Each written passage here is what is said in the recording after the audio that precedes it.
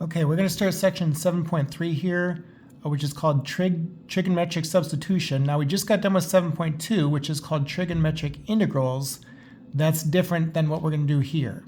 Okay, in 7.3, you're going to use a trig substitution for integrals involving the square root of a squared minus u squared, the square root of a squared plus u squared, or the square root of u squared minus a squared. A has to be a number that's positive. Okay.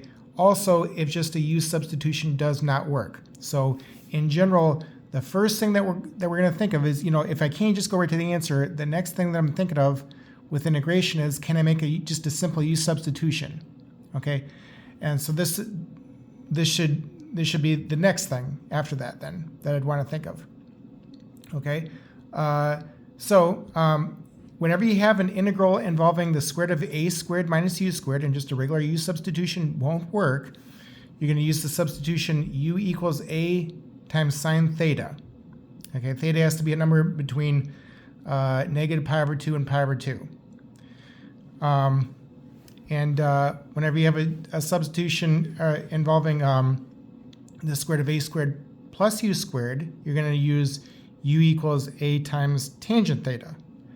And whenever you have an integral involving the square root of u squared minus a squared, and just a u substitution won't work, you're going to use the trig substitution u equals a times secant theta. Okay? Now, if u equals a times sine theta, and you divide both sides by a, u over a is equal to sine theta. Sine theta is opposite over hypotenuse. So the opposite side would be u. The hypotenuse is a. The leftover adjacent side then will be the square root of a squared minus u squared. Now I can verify that by using the Pythagorean theorem. Okay, if I take the square root of a squared minus u squared squared plus u squared, I should get a squared, right? Because the u squared terms would cancel out. Over here, like, so if I'm using the substitution u equals a times tangent theta, and I divide both sides by a, u over a would be equal to tangent theta. Tangent theta is opposite over adjacent, right? So the opposite side is going to be u, the adjacent side is going to be a, the leftover hypotenuse of the triangle here, there's a right triangle, is going to be the square root of a squared plus u squared. And if we've used a trig substitution, u equals a times secant theta, well, secant theta is the reciprocal of cosine theta, right? And cosine theta is adjacent over hypotenuse. So I'm talking about the hypotenuse over the adjacent side. Well, the hypotenuse has to be u. The adjacent side has to be a. The leftover leg of the triangle is going to be the square root of u squared minus a squared. And I can verify that by using the Pythagorean theorem again. But just know that whatever the substitution is, the leftover side of the triangle is going to be this expression that led you to the trig substitution in the first place there. Okay, so let's take a look at an example. Okay, so what if I want to integrate the square root of 16 minus x squared divided by x squared dx? Okay, now just I can't go right to the answer, right? And just a u substitution won't work. Any u substitution of any kind won't work. Okay. My only option here for integrating this is to use a trig substitution. Okay. Now I'm in the form the square root of a squared minus u squared. A is 4, right? And I see this radical expression happening in the numerator. Well, that tells me that I'm going to use this trig substitution. X equals a sine theta. A is 4. Okay, so x equals 4 sine theta. I'm going to start by using that. Take a derivative of both sides there. Dx would be 4 times cosine theta d theta. And then now for these integrals, you're going to want to draw a triangle because you're going to have to use the triangle to give your answer there. Okay, so if I let x be equal to 4 sine theta, which I said I'm going to do from how the integrand looks, x over 4 is equal to sine theta. Sine theta is opposite over hypotenuse. So the opposite side is x, the hypotenuse is 4, and the leftover adjacent side would be this expression that led me to the trig substitution in the first place. Okay, that will always happen. Okay, where to fill in the three sides of the triangle, you're going to have the remaining side is going to be the leftover side that led you to the trig substitution in the first place. So now everything about my new integral here is going to be in terms of theta. Theta. I never want to mix x and theta. That would be bad and that would be wrong. Okay, so the square root of x squared of 16 minus x squared is the square root of 16 minus x is 4 sine theta, right? So when I square x, I'll have 16 times sine squared theta. I can factor out a 16 from that, and I've got 16 times 1 minus sine squared theta. 1 minus sine squared theta, that's cosine squared theta, right, by definition. So I'm going to have the square root of 16 cosine squared theta. Okay, the square root of 16 is 4, and the square root of cosine squared theta would actually be the absolute value of cosine theta.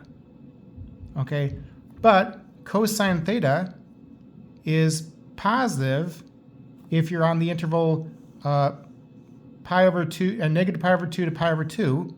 Okay, and sine theta is a positive if you're on the interval 0 to pi over 2. So when I combine those two functions, ultimately I can lose the absolute value bars. Okay, now in all these problems you're going to have to know what the radical expression is in terms of theta. In all the problems you don't have to worry about absolute value bars. Okay, although technically they would be there, they can go away because of your conditions on theta from up here with the substitutions. Okay, so now I'm going to substitute. So I got the integral for the square root of 16 minus x squared divided by x squared dx. That's what I'm integrating there. The square root of 16 minus x squared, that's 4 cosine theta, right? dx, that's 4 cosine theta d theta. Okay, and then divided by x squared. Well, x is 4 sine theta. So when I square x, I get 16 sine squared theta. 16 divided by 16, those are gone. And I'm integrating cosine squared theta divided by sine squared theta d theta. Cosine theta divided by sine theta is how I would define cotangent theta. So I'm integrating cotangent squared theta. The next thing then, so now I know that using this Pythagorean identity here, cotangent squared theta, that's cosecant squared theta minus 1, right? So that's what I got there. Now the reason I did that is because I'm finding the antiderivative. So the derivative of cotangent theta would be negative cosecant squared theta. So the antiderivative of cosecant squared theta would be negative cotangent theta minus theta plus c. Now, my answer is going to be in terms of x. The original integral was in terms of x, so be sure to convert that in the end once you've almost got the answer there. So cotangent theta. Well, cotangent theta is tangent theta is opposite over adjacent. And so cotangent theta would be adjacent over opposite. Now here's where I need the triangle. Okay, so the adjacent side, so here's theta. The adjacent side is the square root of 16 minus x squared over the opposite side is x. Okay, I got the negative in front of that. And then minus theta. Well, okay, so to get theta, x is equal to 4 sine theta. Divide by 4 on both sides. So x over 4 equals sine theta. And if I take a sine inverse of both sides, sine inverse of x over 4 is equal to theta. Or the arc sine of x over 4 is equal to theta. And then plus the constant. So don't forget the plus c's, d thetas, dx's, right? All that. Okay. So this would be the answer to the integral. Okay. And of course, if I take a derivative of the answer, I should get back to the integrand. Okay. Let me try another one here. So what if we want to integrate 1 divided by x squared times the square root of x squared plus 9 dx? Okay, well, just a regular u substitution of any kind won't work, no matter what I call u. So you know, but I see this square root of x squared minus 9. Well, that tells me that I need to use a trig substitution here because the u substitution won't work. And x is given, so a is 3, right? 3 squared is 9. And so x is equal to 3 times tangent theta. That's how I'm going to start the problem. dx, when I take a derivative of both sides here, dx would be 3 times secant squared theta d theta. And so when I build the triangle, tangent theta is opposite over adjacent, right? So x over 3 equals tan theta. The opposite side is x, the adjacent side is 3. The leftover hypotenuse would be the expression that led me to the trig substitution, right, in the first place. So just like this. And then I need to know what the square root of x squared plus 9 is in terms of theta. Well, x is 3 times tan theta. So when I square that, I got the 9 times tangent squared theta plus 9. 9 is in common to these two terms, so when I factor that out, I've got 9 times tangent squared theta plus 1. Okay, well, tangent squared theta plus 1, that's equal to secant squared theta. Okay, so I've got the square root of 9 times secant squared theta. Square root of 9 is 3. The square root of secant squared theta would actually be the absolute value of secant theta. I could lose the absolute value bars, though, because of the conditions on tangent theta and secant theta. Okay? So in general, you don't have to worry about absolute value bars for any of this stuff. Okay? Those will go away. When you use a trig substitution, you always need to say what x is, then what dx is, and then what your expression is that led you to the trig substitution is in terms of theta. Okay, so I've got these three things here. Now I'm ready to substitute that into the integral.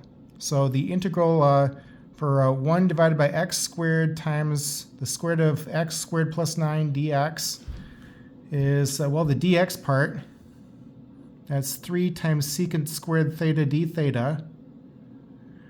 X is 3 times tan theta, right? So when I square x, I have 9 times tangent squared theta times the square root of x squared plus 9, that's 3 secant theta. Okay, so everything about this integral is going to be in terms of theta. Never, ever mix and match x and theta. That's wrong, okay? The 3's cancel there. I can bring out the 1/9. And secant squared theta over secant theta, that's secant theta, divided by tan squared theta. Well, secant theta is 1 over cosine theta. Tangent theta is sine theta over cosine theta. Okay, so I got tan squared theta. When I flip the denominator, I'll have 1 divided by cosine theta times cosine squared theta, that's cosine theta, divided by sine squared theta. Okay? And, well, the reason I did that is because that allows me to use a u substitution here. If I let u be sine theta, then du is cosine theta d theta, right? And I got a cosine theta d theta up top. I'll be able to knock out that part. And the new integral then involving u would be 1/9 times the integral for 1 over u squared du. Okay?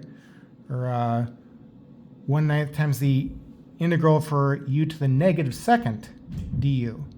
The antiderivative of u to the negative second would be u to the negative first divided by -1, or -1 times 1 over u, I got the 1/9 there in front, plus c. U is sine theta. Okay, so go ahead and change that. And again, I have to get my answer in terms of x here. The original integral was involving x. So, well, 1 over sine theta, that's by definition cosecant theta. And let's see, sine theta is opposite over hypotenuse. So cosecant theta would be the reciprocal of that. Hypotenuse over opposite. So the hypotenuse is the square root of x squared plus 9. The opposite side is x. Okay, and then I got plus c. So my answer is negative the square root of x squared plus 9 divided by 9x plus c. Okay, and again, if I take a derivative of this, I should get back to the integrand. Okay, that's the answer though. Okay, we'll go ahead and stop right there, and I'll show you some more examples in the next video.